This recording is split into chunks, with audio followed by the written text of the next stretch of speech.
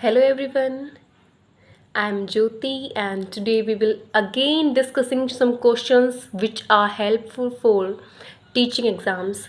So our first question is solution of this type of differential equation with the given condition y at 1 is equals to 0. तो हमें इस differential equation का solution find out करना है जहाँ पे condition हमारे पास दे रखी है ये। तो अब फर्स्टली हम क्या करेंगे, इस इक्वेशन को सोल्व करेंगे। अब देखो मैंने यहाँ पे इक्वेशन लिख ली है। अब इस इक्वेशन को सोल्व करने के लिए अब देखिए आपको दिख रहा होगा कि x सेम y का derivative minus y same x का डेरिवेटिव, कहीं ना कहीं ये हमारा डेरिवेटिव वाला फॉर्मूला ज़रूर बनेगा।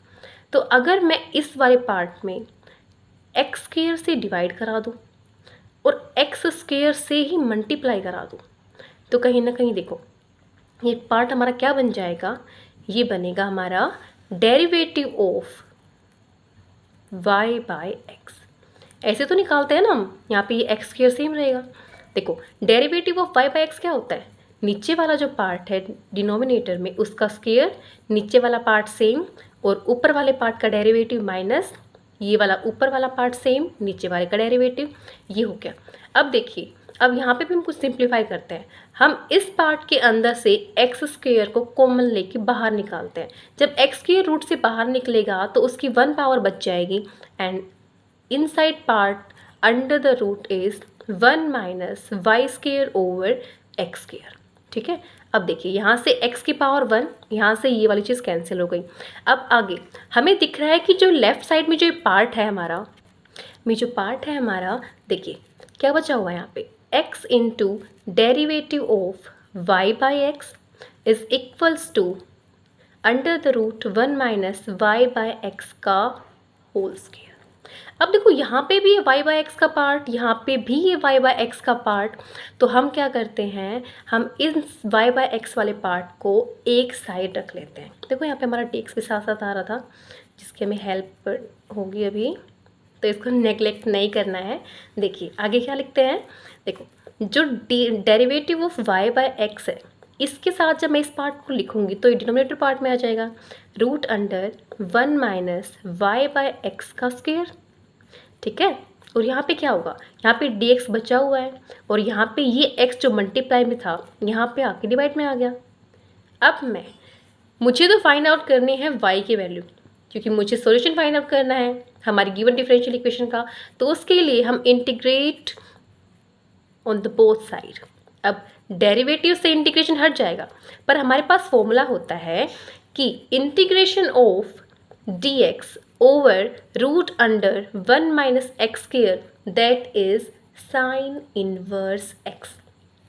ठीक है, तो अब इसको हम इस फॉर्मूले की हेल्प से क्या लिख सकते हैं, इसको हम लिख सकते हैं sine inverse y by x.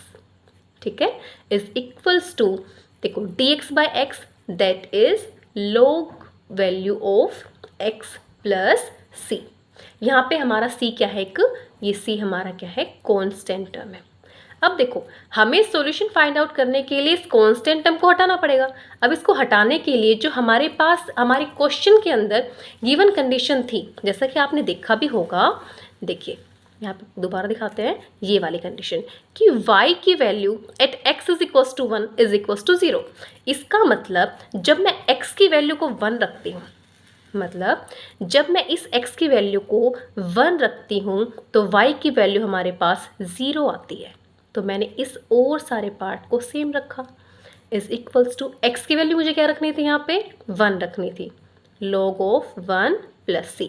log 1 is 0 और 0 by 1 that is 0, sine inverse 0। देखो क्या लिख सकते हैं हम, साइन इनवर्स 0, 0 किस पे होती है वैल्यू, साइन 0 पे। ठीक है, और is equals to log 1 0 plus में c। यहाँ पे ये वाला पार्ट भी 0 is equals to 0 plus c। This implies c की वैल्यू कितनी आ गई हमारे पास, 0।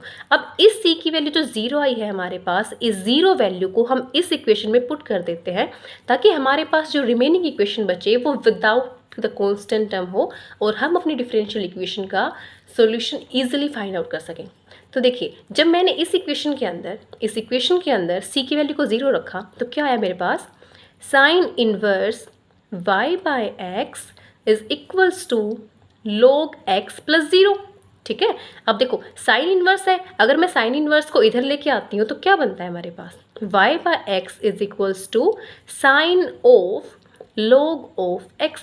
मुझे सिर्फ y की वैल्यू फाइंड आउट करनी है, क्योंकि y हमें सॉल्यूशन देने वाला था डिफरेंशियल इक्वेशन का। तो उसके लिए हमने क्या किया कि y को एक साइड रख के अदर जो टर्म है उसको हम राइट हैंड साइड में लेके जाते हैं। तो क्या हुआ, x into sine of log of x।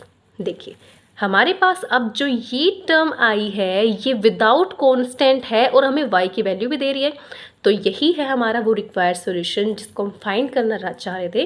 तो देखिए क्या है, y is equals to x sine log of x। अब हम चेक करते हैं कि क्या हमारा ये आंसर किसी ऑप्शन से मैच करता है। तो देखिए ये रहा, y is equals to x sine log of x, ये रहा हमारा करेक्ट आंसर। तो आई होप आप सबको समझ में आया होगा। Thank you.